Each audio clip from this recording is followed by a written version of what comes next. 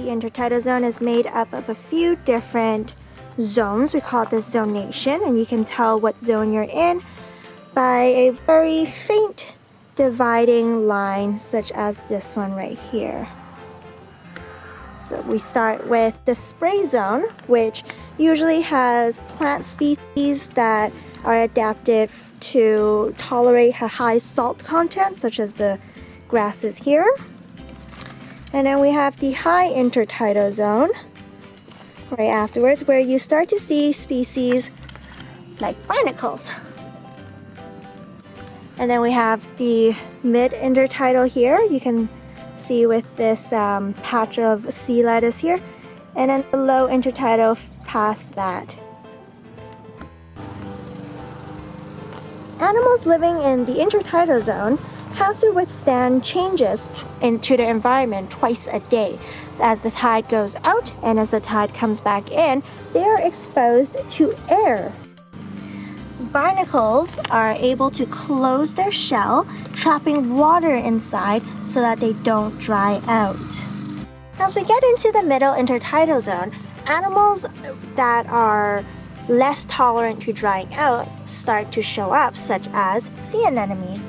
Now, these animals have their own ways to prevent themselves from drying up, and that includes hiding all of their feeding tentacles inside their bodies so that they just look like a blob. Or they find places to live that are surrounded by these seaweed.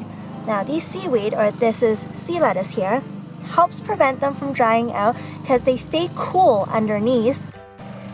Temperature under the seaweeds can be 10 degrees colder than the air temperature, so it's a great place for animals to hide in. You'll also find a lot of rockweed in the intertidal zone, such as these. If you flip them up, you can often see different animals hiding underneath, such as these little guys here. These are idoteas,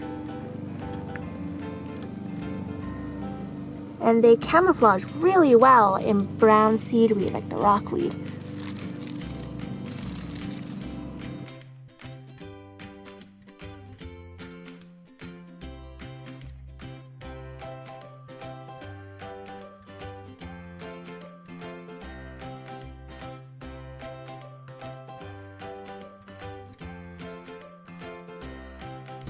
Animals also hide under other animals, such as under these two Pacific oysters.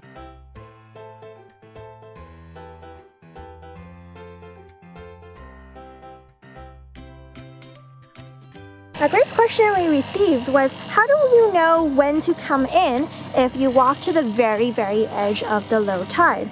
Well, I always recommend checking the local tidal charts, which you can just Google and you can find out how long the tide is supposed to go out for, and when it does, and when you should expect the tide to come back in. And those are very handy guides to preparing your beach trip.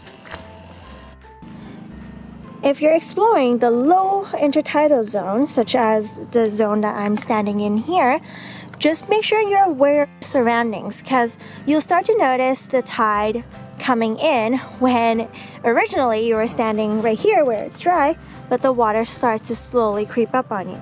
So when you're exploring, it is very important you are aware of your surroundings.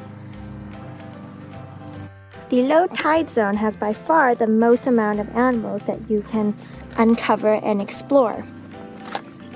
But sometimes they remain in the water, like these plymouth anemones there.